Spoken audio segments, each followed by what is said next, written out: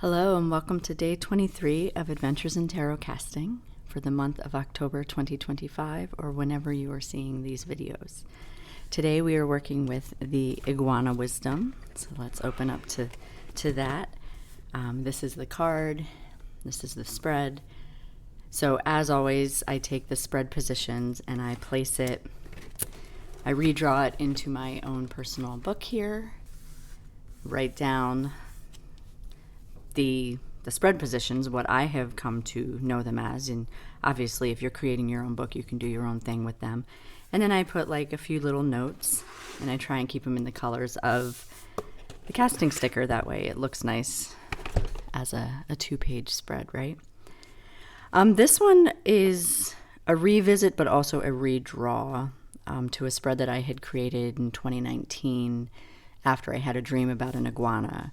And so I had gone down a whole rabbit hole of research about iguanas and, amphibian wisdom and how that parlays into, from the dream world into life. And when I was a teenager, like 16 or 17, I had a brief stint where I had a pet iguana, but then I was moving to California, so I had given it to a friend. That way my parents didn't have to take care of it when I left. And I've thought about it many times, and it's come up through dreams and through other lore, and so this spread is kind of a tribute to Nigel, who was my iguana named after a Primus song, making plans for Nigel. And then I decided that I wanted to actually draw something that went with the spread positions. So let's just get into this, right? It's got quite a few suggestions. We have a space for a large card here, a couple pocket cards, some tiles, and then an oracle card. I don't have a round oracle deck right now for this one, but I did, when I was looking for decks, I decided to use all the decks that I have by Andy Swartz. So we have the Wooden Tarot, Earthbound Oracle, and Pathfinder Oracle. I feel like the colors of them are going to work really well with the iguana. So while I have positions 1, 2, 3, 4, 5, and 6, and then A, usually I do the optional card at the end, but I think I'm going to pull the optional card first for this demo and just see how it plays out. And for that, I'm going to use the Pathfinder Oracle. And this is the atmosphere. So this is the element outside of our control, what we can't change. We can't change the weather, but we can prepare for it, right? So I figured that would be a really good jump off point.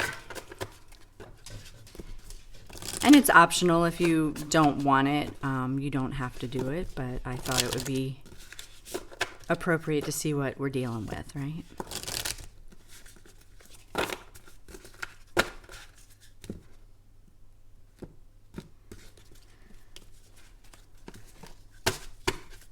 And we have door. So we're going to put this up here like that. And the door, let's look at Andy's guidebook to see what they say about that.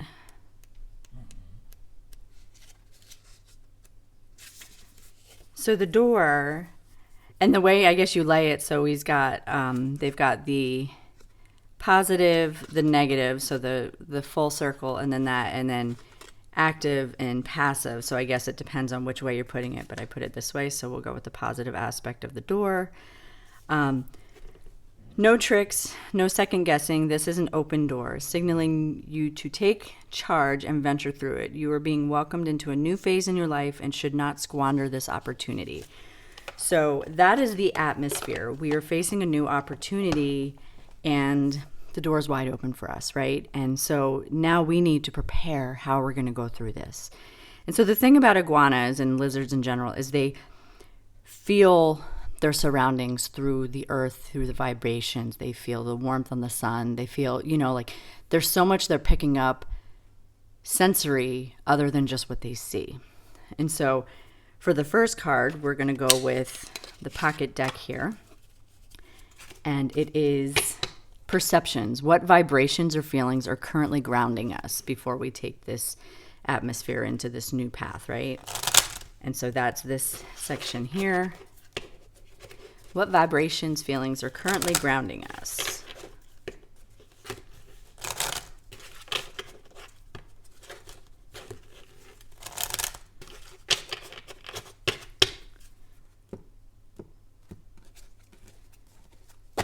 And we have intuition.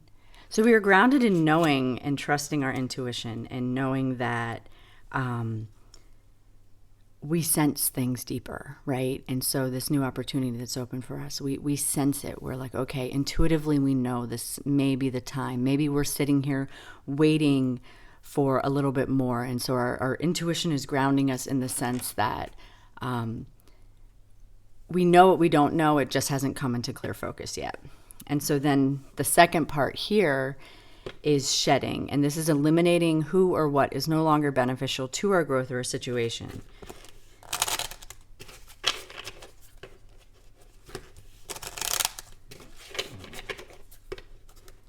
And you can use any smaller decks, or like if you only have full-size decks, like I've said before, you can just put this spread out on the table. But you can use, like, they don't have to be pocket decks. I just do it for being able to invite in other decks in my collection. And I think it looks good. Okay, shed. And so fear. We're going to shed the fear. This is what we're holding on to that is no longer beneficial to our growth or our situation, right? If the door is wide open, intuitively we know it's time to go. It's time to prepare to take this next step and to take this journey. We need to let go of fear. Fear is the number one crusher of dreams. It's up there with comparison and, I truly feel like any negative emotion is a result of fear. Hate is a result of fear.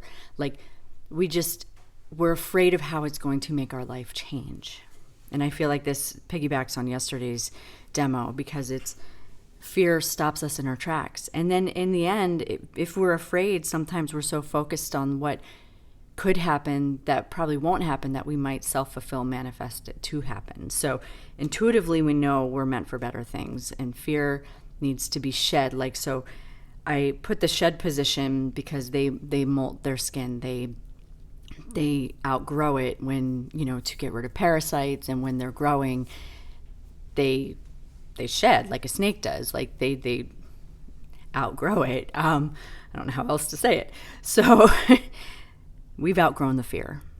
And so now we bring in some tiles, and in this positions, we've got 3 over here, the tail.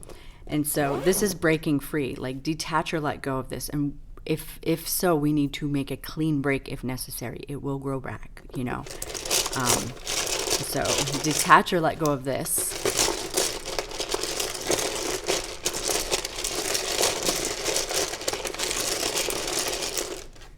And we've got the Hermit. And maybe it's the isolation that we need to let go of. And that's a big one, especially when you're most comfortable by yourself, or you've become so closed in this little world of, it's safe here. But in order to get onto that next chapter, we have to let go of the isolation. So intuitively know it. We're shedding our fear. We need to detach and maybe even break free from it. If the isolation is too heavy, then we need to just close the door of that cave and open the door to the next thing, right? And then we have 5, which is the eyeball up here, and this is feigning sleep. So iguanas will pretend to be dead or asleep as they bask in the ideas that warm them. Like, so if you've ever been to an island or been a place where there is iguanas or lizards, you'll see they'll lay there and they look like they're asleep, but if a predator comes, they are quick to action, so they're just pretending to sleep. So this is a way that we can bask in the ideas that warm us, allowing us to occupy our energy instead.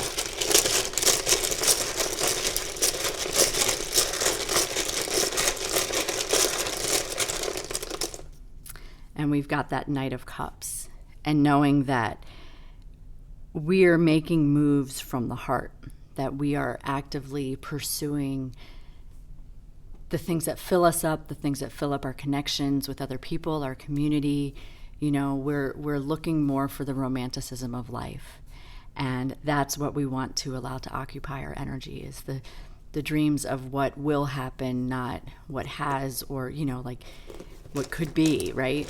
And then 5 is the dream, and this is your intuition guiding you on a new journey. So we have our intuition that's grounding us, but now it's actually part of the spread, and this is guiding us into the new journey.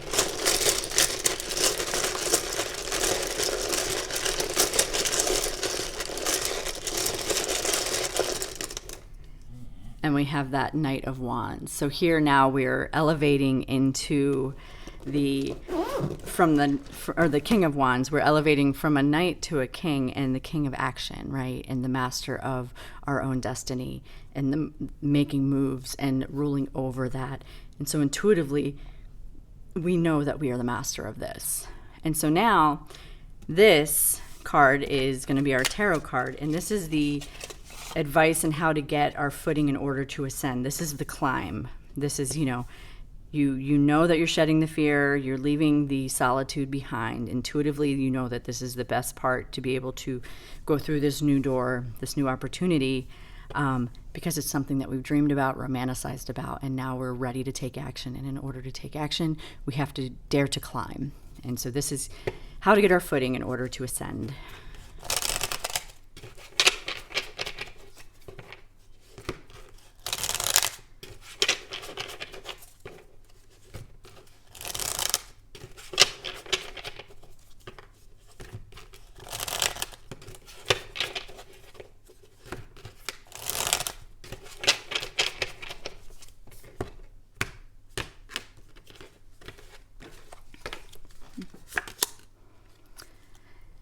We have the 4 of Bones, which is the 4 of Pentacles. And with that, we know is we're conserving our energy in order to really take the leap and go with the changes. So conservation is going to be needed in order for us to ascend.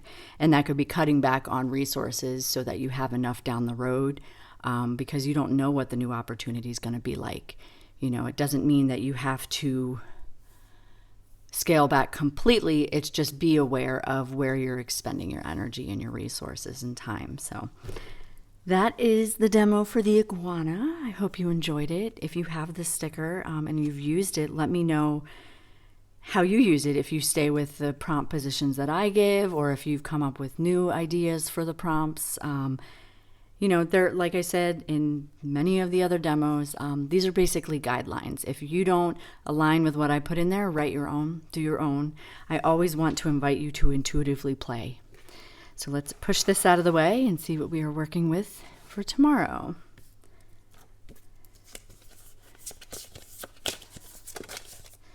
And we got slowing down. We got a jumper. So we're going to slow down with the turtle and go from the iguana into the turtle. This is fun. This will be a fun one. So again, thank you for being here and part of this casting series. Make sure to like and subscribe to my channel. If you are not yet on my Patreon, definitely come and find me there. I have a free tier and then a couple paid tiers. I do try and share a lot of free content. I spend a lot of time there and a lot of time on Instagram. And then I do have Facebook and Pinterest, but I'm rarely on those. So again, thank you for being part of my creative divination world, and I will see you here tomorrow. Have a good one. Bye.